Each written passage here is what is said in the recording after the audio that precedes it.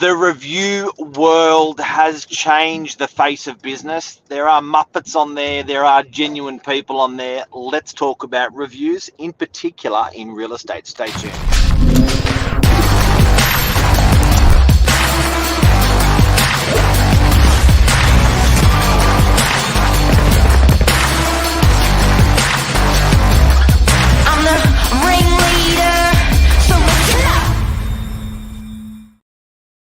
Good morning. Hey. I've got some shocking statistics on reviews this morning. I like reviews, but I don't like spineless people. I don't like keyboard warriors. The people that just want to damage for the sake of damaging and are not good people. Look, it always hurts, right? It always hurts. But I like negative feedback. It's an opportunity to improve our business, and we reward people for it, but not when they're Muppets. Yeah, not criticism. Constructive criticism, I think, is what we're looking for. I think so, and I think any criticism, but when someone leaves a review and doesn't leave their details and has never had any dealings with our company on record, if you do look up that name, that really shits me. It's just like, you spineless bastard. Do you know what I mean? It's like, where is the good in that? And you know, I've complained a lot in business, and the way I've gone about it is straight up, told people how it is, given the opportunity to remedy, where the problem is, and sometimes I haven't been left in a happy position. That's cool. But I do feel like, I think, treat people how you want to be treated, and to see reviews coming through, where people are like spoiled brats, where they don't get what they want, particularly like a property, and they were handled impeccably well.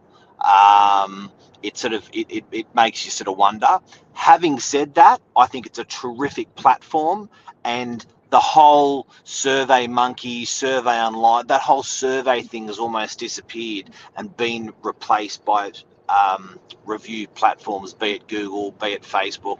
I think they're wonderful. I really like what Luke said here. Read the words of a review, not about the star ratings. Really well said. Can I smash you with some numbers? He's an intelligent man. He's an intelligent man. I'm going to smash you with some numbers. Customer reviews can increase conversations by 270% for a business. 92% of customers will hesitate to buy a product if there are no reviews left by customers. 95% of customers will read that review, and it will influence their decision on purchasing. Around 5 to 10% of consumers write reviews, influencing about $400 billion worth of e-commerce sales revenue. That's a big number. It's huge. It's huge. It really is actually word of mouth, providing it's genuine. Do you know what I mean? I think the reviews, building out reviews has been the sole thing that has built our business over the last 20 years. People recommending people reviewing our services and our products, and then referring us to friends and family. The issue I have with reviews is when they're abused. I feel bad for the Uber driver who has done 5,000 Uber trips, who has got, a really, really good rating, and then someone destroys him with something academic. I feel bad for an Airbnb where the Airbnb is a super host with very good ratings, and something that was out of the Airbnb host's control ruins the experience for the tenant of the Airbnb, and then they go and chop up the super host. I guess that's life these days. Well, it's all been moved digital, right? But yeah, these they've just tried to take the word of mouth and put it online, which for most businesses, and don't get me wrong, I think real estate especially, there is sometimes a reputation for picking your reviews, where there's platforms these days that you can pick what review you want to show, and so it always looks like a 5-star. That's been mentioned in the industry, but yeah, that is the reality of the world we live in.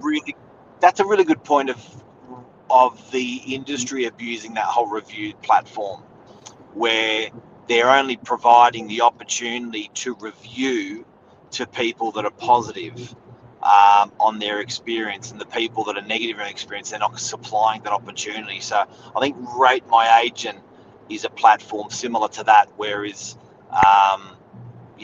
agents will promote it further for customers with a positive experience. Yeah, this is an interesting one as well. 84% of people trust online reviews as much as they trust family or friend recommendations. Whoa, I wouldn't have thought that. Can you say that again? 84% of people trust online reviews as much as they trust family and friend recommendations. Yeah, wow. Question.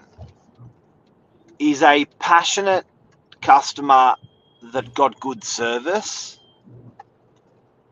as powerful as a passionate customer that got bad service? If they are, then the review platform is equal. I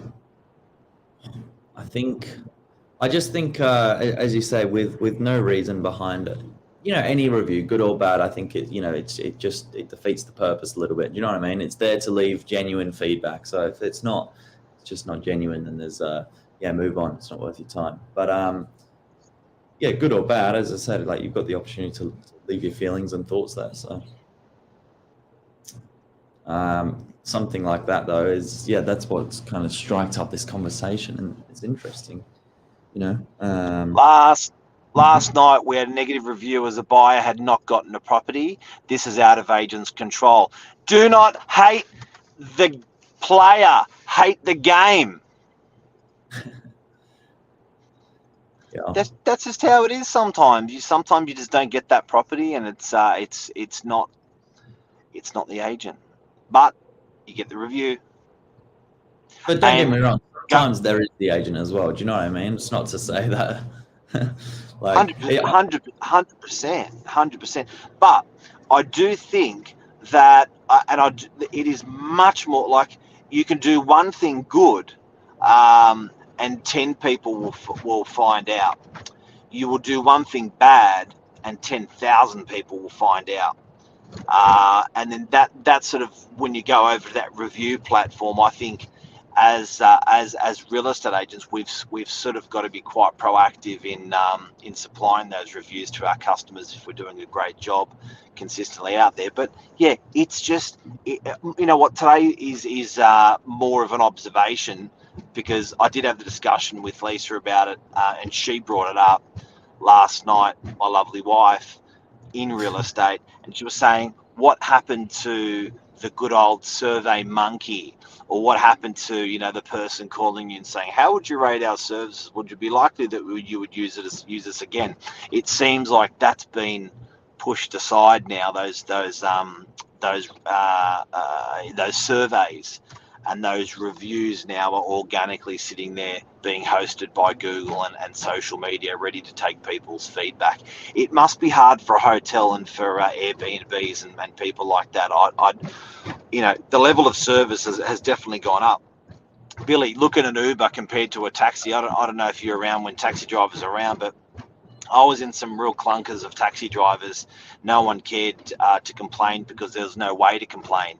But the level of service that we're getting from taxi drivers today and from Uber drivers today is a million times better than what we're getting sort of 30 years ago. So it's been a good thing. It's been a good thing, the whole review thing. But geez, it's tough. It is tough. There you go. I think that's almost a short wrap on this episode. There's the numbers for you.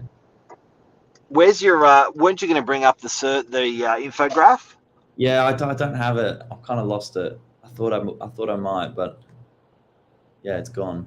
Done. Well, have a great day, everyone. That is surveys for today. Go get a good survey. Enjoy the day. It's beautiful weather in Sydney. Go get a nice coffee and leave them a review. Or go have lunch out today and leave a nice review. Do you know what? It's true. I like that. I like that way to leave off. Today, smile, be happy, and leave a nice review for someone, even if it's coming out of your mouth and it's not on a computer. It'll actually make someone's day. Let's put it that way. Yeah. So there you go. I love that. Killer. See you, everyone. Cheers. Have a good day.